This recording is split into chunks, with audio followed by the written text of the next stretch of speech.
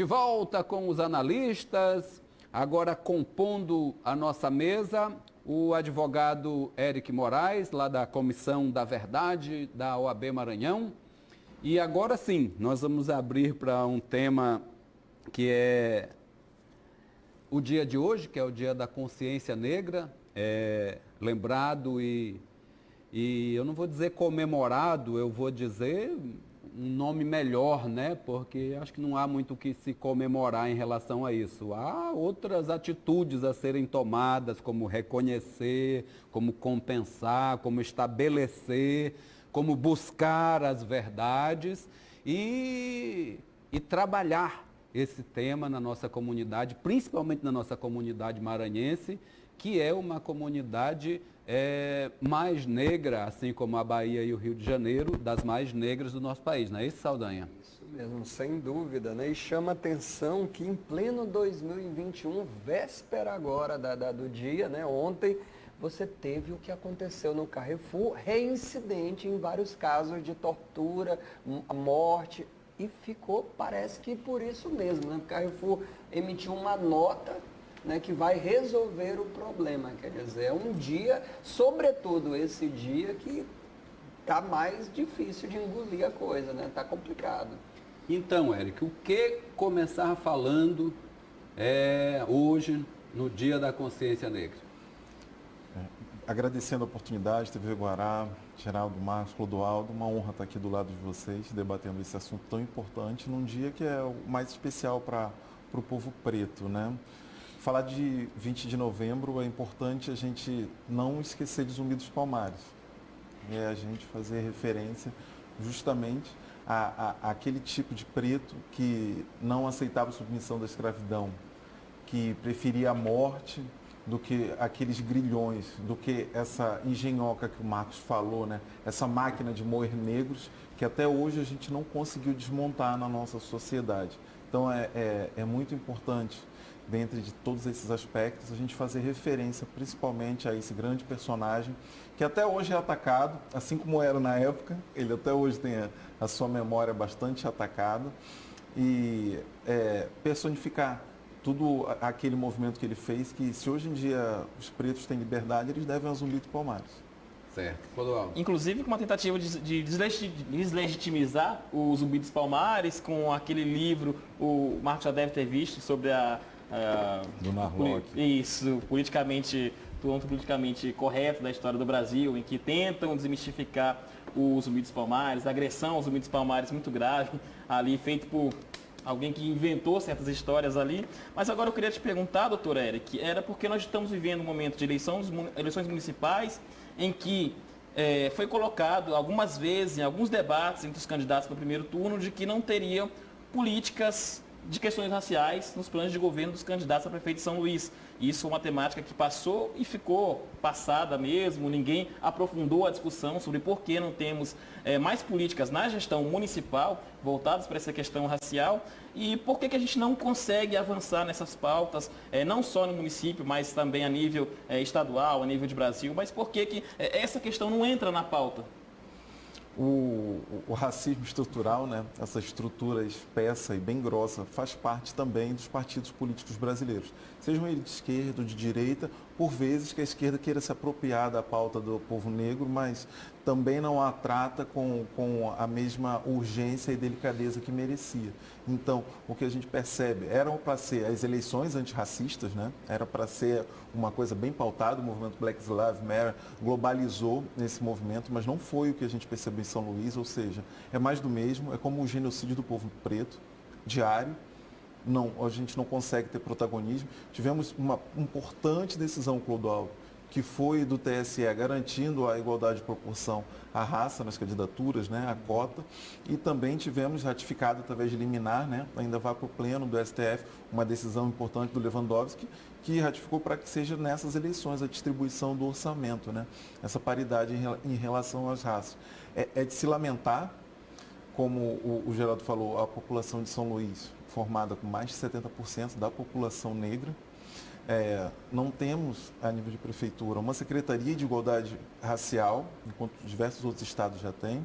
Já é atrasado a Secretaria de Igualdade Racial, porque a gente tem uma Secretaria de Igualdade Racial e Reparação Histórica. Não basta a gente tratar o cotidiano a partir do eixo só da política do dia a dia. É preciso a gente cuidar também dos 300, 400 anos de história. Existe um crime de lesa humanidade, ele é imprescritível, o crime da escravidão, o Brasil precisa ser condenado. E quem fala que tem que haver a Constituição é o artigo 68 da DCT da Constituição, como o artigo 5º também, que prevê a igualdade de todos esses direitos resguardados. Ô, Eric, e com relação à Fundação Palmares, que ganhou aquele presidente com questões polêmicas, que inclusive vão de encontro ao que prega o movimento negro de uma forma geral, como é que você avalia isso e como você estabelece isso dentro do nosso atual momento político e social? Eu vou parafrasear a nossa grande Marrom Alcione, né? Aquele Zé Ninguém que hoje em dia preside a Fundação Palmares, ele é a ponta do iceberg, né? Ele é um sintoma de uma sociedade completamente doente por essa patologia que é o racismo. Ele está ali moldado como diversas outras estruturas, tanto institucionais, ou o próprio humor, ou o próprio nosso ambiente, né? São diversas as modalidades do racismo, estão ali justamente para isso, né? Para desmistificar os nossos heróis, para ofender o povo negro, para criar essa guerra que já dura há mais de 400 anos contra o povo preto. E a diferença é que hoje existe uma resistência, né? A Fundação Palmares, ela já havia uma dificuldade muito grande na certificação dos quilombos, já trabalhava numa certificação que eu entendo que as instituições como a OAB, a minha comissão, devem entrar com uma ação, uma reclamação no STF, pedindo danos morais pela demora na certificação dos quilombos, e agora piora muito mais porque entra um perfil genocida, né? Apesar de ser uma pessoa negra que é aquilo que a gente fala, né? É mais racista ainda, porque se você colocar um negro para fazer esse papel, amplia a força desse tipo de crime. É meio que um capitão do mato, né? Sem dúvida. Um pouco isso, né? Olha, Eric, ontem eu tive um privilégio de conversar com o Antônio Pitanga, ator, 80 anos de idade, uma conversa, uma alegria enorme dele, na luta dele também, né? Um ídolo, Pitanga. E aí chamou a atenção uma coisa interessante, que mesmo na arte, hein, Geraldo, que é vanguarda, que está sempre à frente, o papel, quer dizer, na questão do Bolsonaro, a arte tem se posicionado muito contrário, a gente viu a questão com Regina Duarte, mas mesmo na arte há uma demora muito grande, quer dizer, mesmo nas novelas, mesmo nos filmes, é muito lento esse processo ainda, não é? Sem dúvida. A gente tem algumas molas propulsoras de racismo, né? Hoje em dia a gente tem muito forte a internet, mas os veículos de comunicação, e daí quando a gente fala comunicação, a gente fala cinema, teatro, publicidade, isso daí é aquela máquina, né? Aquela engenhoca da estrutura do racismo, e ela está ali justamente para isso, para dizer que aquele espaço não deve ser povoado. Para você ter uma ideia, Clodoaldo, Geraldo, mesmo nas novelas, nos filmes de época que tratam de escravidão feitos em produções nacionais, a população negra é minoria, né? Você vai perceber que até mesmo o protagonismo dentro dessas próprias novelas são identificados para que não façam parte aquele povo. É o racismo, né? É desumanizar, é dizer que você não pode ocupar aquele espaço. Entendemos que existe uma melhora, né? Hoje em dia já existe uma representatividade, mas essa representatividade, a gente precisa falar também que ela precisa ser satisfatória na relação de quantidade, né? Eu me lembro que quando eu passei para comunicação na UFMA, foi somente dentro do ambiente acadêmico que eu fui tocar que só tinha o Heraldo na Globo e a Glória Maria, que não existia mais nenhum outro jornalista, e como que eu ia fazer para furar essa bolha? Então, além da gente estar ali representado, a gente tem que estar numa quantidade suficiente para que a gente não seja aquele negro de exceção ou até mesmo aquela muleta para ser usada por pessoas racistas para dizer que ali não é um ambiente racista. Bom, a gente faz uma paradinha e volta já para o terceiro bloco, aqui com o Eric Moraes. De volta aqui com os analistas, programa cheio de liberdades. Aqui, quando um celular toca, a gente ri um pouquinho, espera o dono desligar e continua a conversa. É como se nós estivéssemos na beira da fogueira, lá no São Raimundo, que fica lá no interior do interior de Urbano Santos. Um grande abraço a todos os meus amigos das comunidades tradicionais de Urbano Santos, de Santa Quitéria, de São Benedito do Rio Preto, de Buriti e de todos os lugares onde, com muito orgulho, nós do Fórum Carajás levamos um pouco de esperança e de tecnologia ao nosso povo tradicional. Mas voltando ao nosso assunto, e por falar em povos tradicionais, Eric, do qual faz parte os quilombolas, as pessoas e no Maranhão temos muitos aqui na região de Itapecuru Mirim, conheço vários comunidades remanescentes de quilombo, tive o prazer de estar lá com a professora Claudete fazendo alguns trabalhos, sem contar com Guimarães, Cururupu, que são cidades Mirizal, Mirizal, tem um quilombo do Frechal, exatamente. Né? Essas comunidades, Eric, também sofrem muito com a certificação de suas terras. São pessoas que com muita facilidade se prova que estão lá 100, 150, 180 anos, que são pessoas que vêm lá do século XIX, que têm avós, bisavós lá e continuam nessas terras e vivem sendo expulsas. Isso bem aí, continua a mesma coisa aqui no Maranhão, melhorou um pouco. Qual é a esperança que podemos ter? Geraldo, primeiro que eu agradeço essa sua pergunta, porque isso que você falou, você resumiu bem, é a pauta número 1 do Brasil. Não deveria existir qualquer outro tipo de conversa a partir da certificação dos quilombos brasileiros. O que acontece hoje em dia é muito pior, né? Porque na época da escravidão, a gente recebia até o certificado dessas terras. Eles têm essas provas, né, desses certificados, que aqui no Maranhão eram chamados de terras de pobreza, terras de preto, ou mesmo quilombos.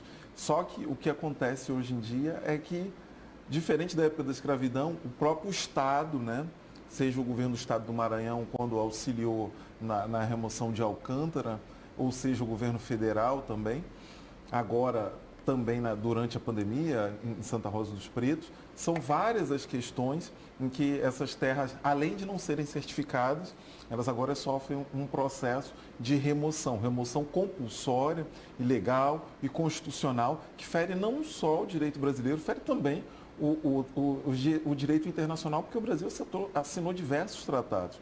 E lá, principalmente na OIT 169, está previsto que o Brasil tem que fazer a consulta prévia, e não é isso que acontece. A gente vê geralmente as determinações, como já estava acontecendo lá em Alcântara recentemente, com as casas sendo marcadas com X, e aqui também na BR-135 para a duplicação da estrada.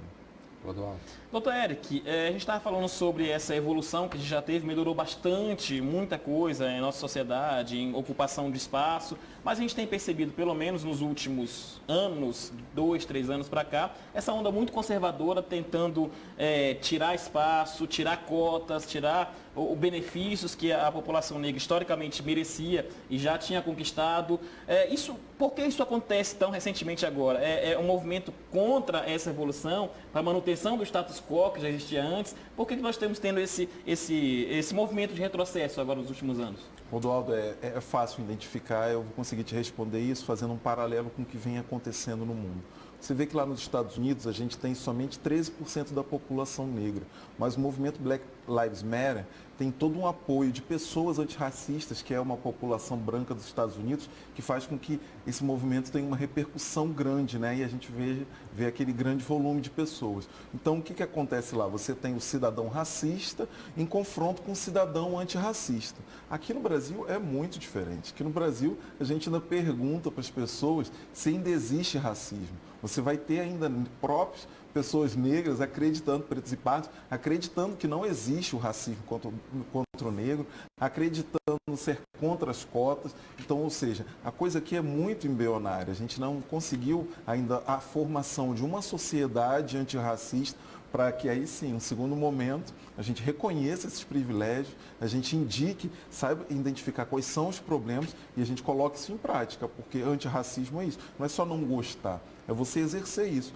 E a cota racial é uma dessas ações afirmativas. Mas eu quero relatar para você, Clodoaldo, que isso é apenas um tira-gosto, um aperitivo perante tamanha reparação histórica, o passivo que o governo estadual, federal tem com a população preta. Pois é. Também queria mandar um abraço para Santa Rosa dos Pretos. Né? Estive lá. Pois é, também estive lá no encontro de narrativas quilombolas, fabuloso, e tive a oportunidade de conviver com a comunidade, conhecer. E ali você tem agressões na BR, duplicação da BR, você tem na estrada de ferro Carajás pelos fundos da BR, quer dizer, você tem uma série de, ainda tem ali gasoduto, um monte de empreendimento, quer dizer, pense numa comunidade que é agredida de todas as formas, né? Mas resiste, mas está lá com formação, já viajaram, já foram ao exterior e como falam bem, e como se posicionam, a gente está vendo esse avanço que é muito legal. Mas eu ainda queria chamar a atenção para um dado. Hoje, no feriado do 20 de novembro, veja só, somente 1.260 cidades, das 5.000 e poucas, comemoram o feriado. Dos estados brasileiros, são apenas 6 estados. Dos municípios de São Paulo, apenas 106 feriados municipais. Da Bahia, só 3. Quando eu olhei esse dado, eu olhei de novo, porque eu não acreditei que na Bahia só 3 municípios, incluindo Camaçari, na Bahia Negra, acontece isso. E a gente lembra que no Maranhão o feriado foi derrubado, porque não podia, é um tema federal, até havia boa notícia que o Márcio Gerri, deputado federal Márcio Gerri, vai levar a lei do Bira para tentar transformar uma lei nacional. Quer dizer, são várias coisas que mostram, são vários casos que mostram como a questão negra associada ao mimimi também entrou nessa cota do mimimi, ela continua sendo ignorada. O negro, né, doutor Eric, quando recebeu a liberdade foi muito curioso, porque o senhor de engenho, ele recebia a indenização quando da vinda do imigrante o governo pagava a viagem. Então, o dinheiro público foi usado para a imigração. Depois, o dinheiro público foi usado para indenizar o senhor de escravo por conta da lei do ventre livre. Então, a reparação era sempre feita ao fazendeiro e nunca ao escravo. E eu tenho a impressão que a gente nunca quitou essa dívida, a gente nunca parou para discutir. E enquanto a gente não fizer essa discussão, por isso que eu usei o exemplo do Dia da Consciência Negra, que sequer é um consenso no Brasil, por exemplo. Sem dúvida. O que você transformou nesse pensamento é reparação histórica. A gente tem um tapete com muita sujeira debaixo e que agora chegou o momento da gente levantar porque chegou um limite, né? A sociedade ela não aguenta mais. Então, a partir da reparação histórica, ou seja, descoberta de heróis e heroínas, a proteção dos nossos locais. Esses locais, eles não têm só o valor histórico, ele tem valor sagrado. Ali tem uma natureza que não pode ser sagrada, não tem a possibilidade de você fazer uma simples remoção. Ali tem anos de resistência, né? Ali tem uma comunidade, como o próprio Geraldo falou, tradicional.